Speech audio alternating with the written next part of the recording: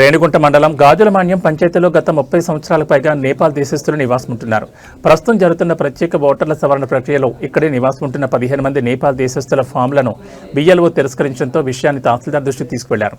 అందులో భాగంగా మంగళవారం మధ్యాహ్నం తహసీల్దార్ శ్రవణ్ కుమార్, శ్రీకాళహస్తి ఆర్డీఓ భానుప్రకాష్ రెడ్డి గాజులమాన్యం సచివాలయానికి చేరుకున్నారు.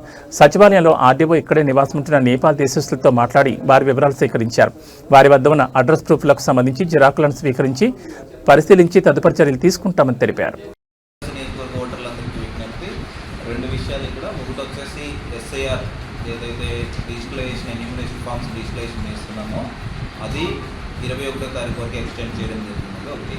రెండోది వచ్చేసి రేణిగుంటలో 181, 182, 183 పోలింగ్ స్టేషన్స్లో మాకు ఒక 15 మంది ఓటర్లు, సుమారుగా 15 మంది ఓటర్లు, ఒక్క కుటుంబానికి చెందిన ఒక 4 ఓటర్లు, సుమారుగా 15 మంది ఓటర్లకు సంబంధించి ఇండియన్ సిటిజన్షిప్పా కాదా అనేది నేపాల్ నుంచి వచ్చారని వాళ్ళే స్టేట్మెంట్ ఇవ్వడం జరిగింది. దానికోసం ఇక్కడికి విచారణ చేయడం జరిగింది.